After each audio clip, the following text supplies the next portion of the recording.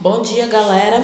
Hoje nós iremos ver de novo, o complemento da aula passada, que foi sobre uma Roma antiga. Hoje nós iremos dar continuidade, mas antes disso eu vou dar umas dicas de estudo para vocês. Procure um lugar calmo, arejado, tenha sempre lápis e borracha perto de vocês e o livro de história e o caderno de vocês para vocês fazerem as devidas anotações, ok?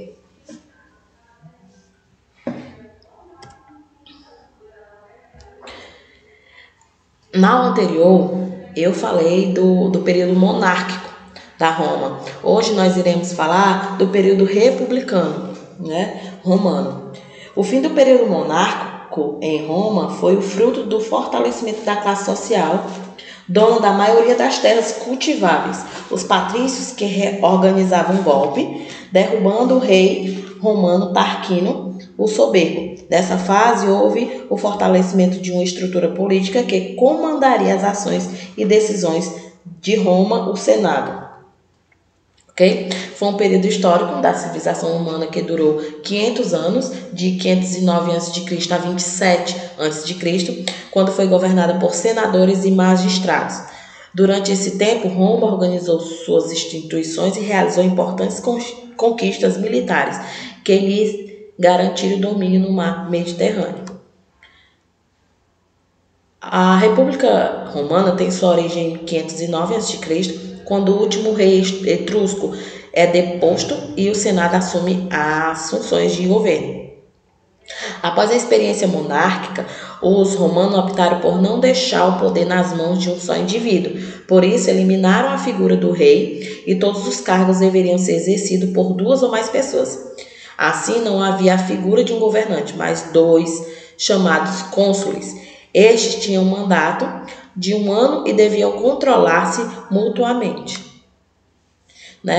E a organização política desse período, era estruturas políticas montadas pelos patrícios na Roma republicana, atendiam às necessidades de manutenção do poder e do privilégio desse grupo social, ou seja, o objetivo dos patrícios era controlar a política para manter a economia voltada para eles. Nesse contexto, foram estabelecidas 3 estruturas: o Senado, a magistraturas e as assembleias, onde o Senado era a principal estrutura política da Roma republicana, era composto pelos 300 patrícios mais ricos da sociedade.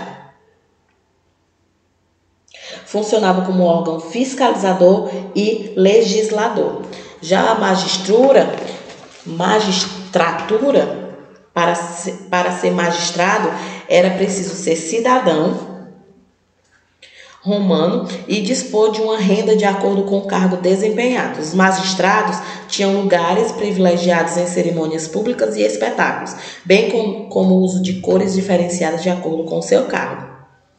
E na magistratura sempre eram duplas ou colegiadas, e seu mandato durava 1 ano. Abaixo eu listei para vocês as magistraturas romanas, que eram os cônsul, considerada a principal magistratura, executava as decisões tomadas principalmente pelo Senado romano.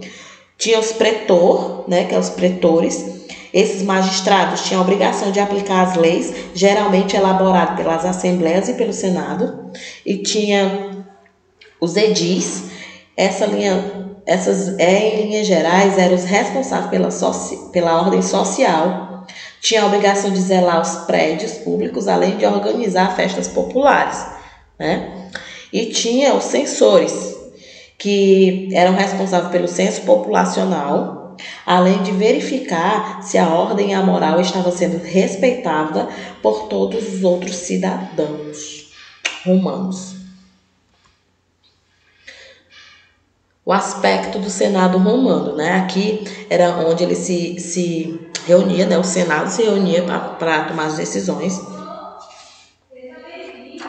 O Senado romano ele tinha grande influência na sociedade romana, tinha origem patrícia, ou seja, pertencia à elite econômica. Na Roma republicana, era a principal estrutura política, sendo um órgão fiscalizador e legislativo. Cabia também aos senadores fiscalizar os magistrados e desenvolver a política interna e externa da Roma. As principais decisões importantes do cotidiano romano dependiam diretamente dos senadores. E tinha também as assembleias, né? As assembleias eram divididas em três. As assembleias centurianas, que atendiam uma classe social importante em Roma, pois os militares ganhavam mais destaque à medida que o processo expansionista romano se consolidava. Tinha a Assembleia Tribal. Essa Assembleia remetia às origens da Roma, principalmente no período monárquico. E tinha a Assembleia Plebeia, também conhecida como Concílio da Plebe. Era composta pelos plebeus. Essa Assembleia foi criada pelos patrícios com interesses políticos, visto que os plebeus exigiam participação política em Roma, né? As assembleias eram um sistema popular, existiam várias formas, como os comitia curiata, que eram os comícios curiais, onde se voltavam a lex curiata, que eram remetidas aos autos magistrados. Mais tarde foram criadas por Sérvio Túlio as comitia centuriata, que estavam formadas por 100 indivíduos e era essencial para o recrutamento militar. Lei das 12 tábuas, né, por pressão dos plebeus, as leis de Roma passaram a ser escritas a fim que fossem fixadas e os plebeus pudessem consultá-las. Tinha as leis licínias, que determinavam que um dos cônsules deve ser plebeu.